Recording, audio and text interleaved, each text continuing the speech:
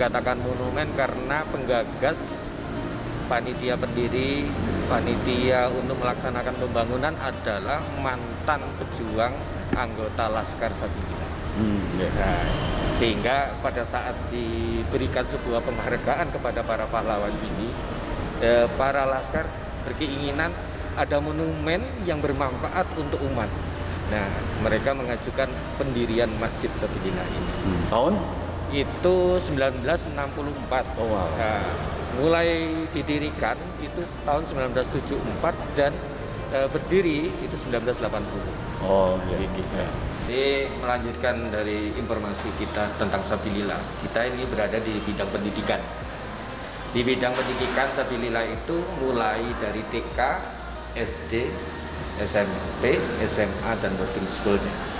Nah, TK itu berdiri tahun 1980, lulusan pertama 1982. Sedangkan kalau SD ini mulai dirintis Oktober 1996 dan lulusan pertama 2003 dan disambut dengan pendirian SMP. Ya, alhamdulillah berkembang mulai 2010 kita juga punya SMA. Nah, 2015 mulai kita ada namanya pondok pesantren untuk boarding school SMA. Karakteristik yang dikembangkan di kita di sini memang pendidikan ini harus berkualitas, tuntas, utuh. Sehingga kalau di SD itu full day, masuk jam 7, pulang jam 3 sore setelah salat asar. Bahkan kalau salat asarnya mundur sampai setengah 4 juga kita pulang setengah 4. Lengkap, mulai dari pendidikan umum tentunya dan pendidikan keagamaan. Jadi kebutuhan sebuah pendidikan itu utuh. Jadi tidak hanya pendidikan umum dan pendidikan keagamaan. Onco Dawet dari kemasjidan, kemudian pendidikan, sekarang kita ke bidang sosial. Nah, antara lain adalah Lazis. Ya. Bisa diceritakan Ustadz Farhan tentang kegiatan sosial mulai dari Lazis.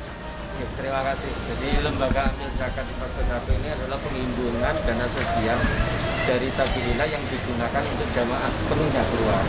Nah, bentuknya itu ada beberapa macam.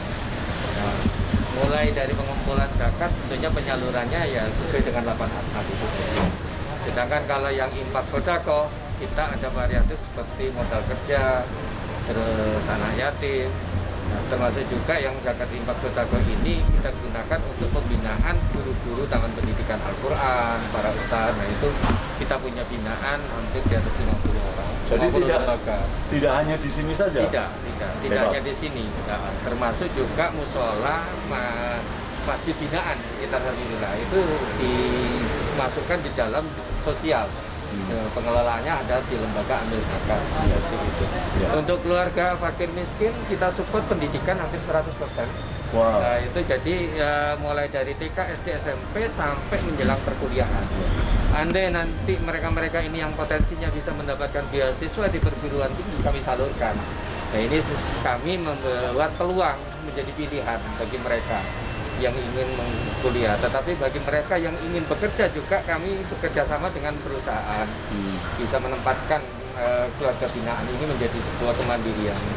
Tapi bagi yatim juga kami ada pelatihan bagi mereka yang ingin mandiri, wirausaha, wira swasta. Kita coba untuk stimulan modal. Nah, itu yang kita lakukan. Mungkin kita bisa lihat gedung di dalam untuk pelayanan kita. Boleh, silakan. Ya. Tadi sudah dibahas tentang sosialnya. Sekarang kita bergeser lagi ke ekonominya. Bagaimana Masjid Sabilillah menghidupi dirinya. Antara lain memiliki koperasi. Dan ini salah satu kegiatan operasinya. Mempunyai minimarket. Ustadz Farhan, bisa diceritakan? Jadi berawal dari koperasi itu kami remaja masjid itu mengumpulkan dana, di mana masjid itu mandiri. Biasanya kami itu berjualan menjelang Ramadan atau pas hari besar Islam. Nah, kami menjual pakaian, menjual buku dan lain sebagainya. Dari sana kami terinspirasi untuk membuat yang namanya kios.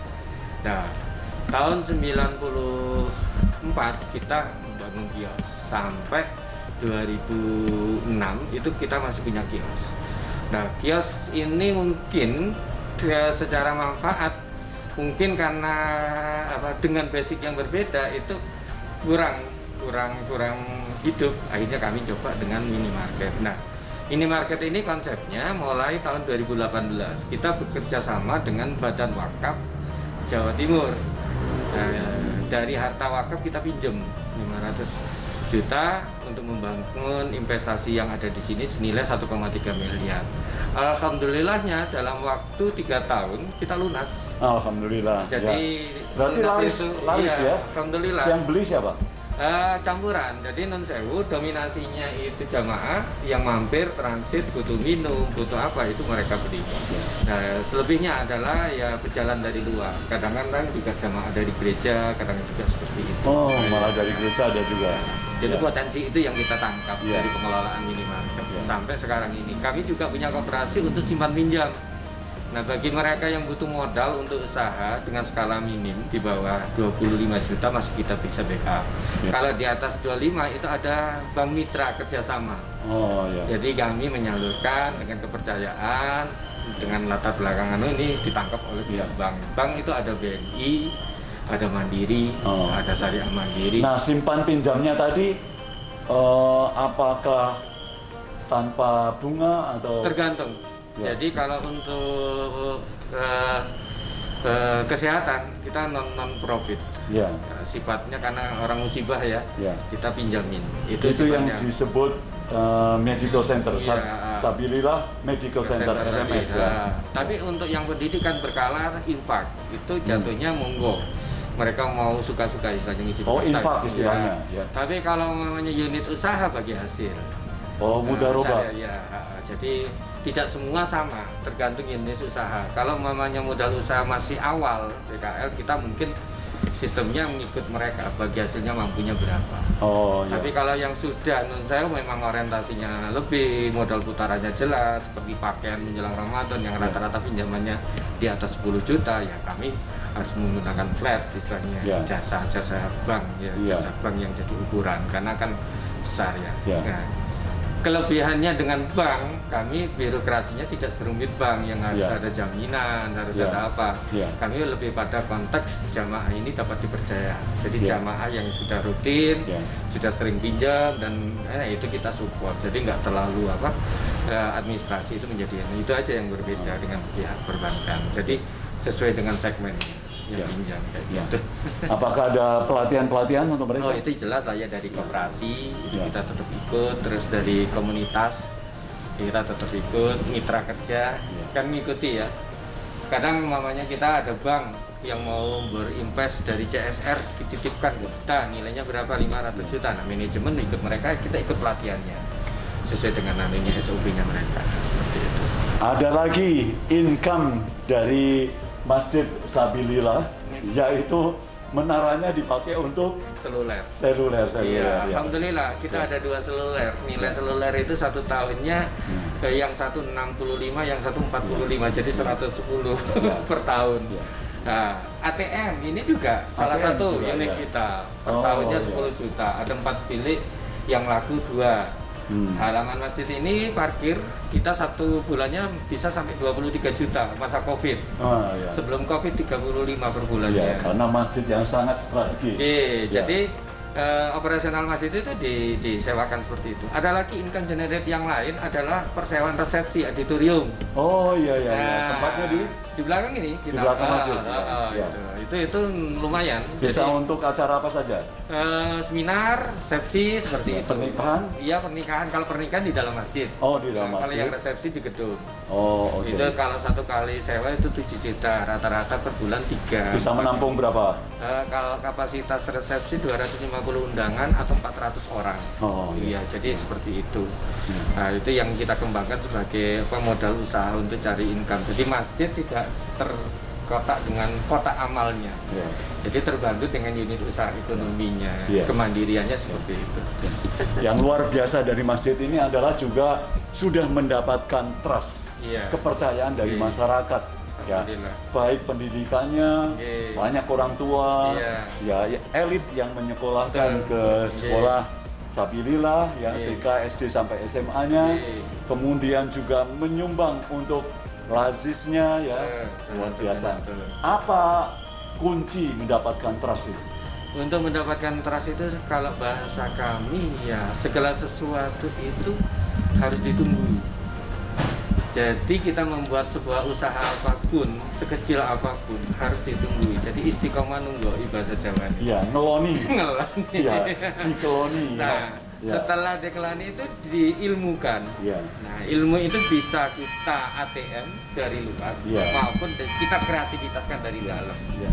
Nah, yang terakhir adalah memelihara kepercayaan itu dengan mewujudkan apa yang menjadi kepercayaan masyarakat kepada kita, sehingga kita alhamdulillahnya ya itu tadi sama-sama percaya jadinya. Dikonkretkan. Konkret. Sumbangan itu sudah rupa sampai apa ya, sudah sampai terwujud apa. Iya, seperti itu.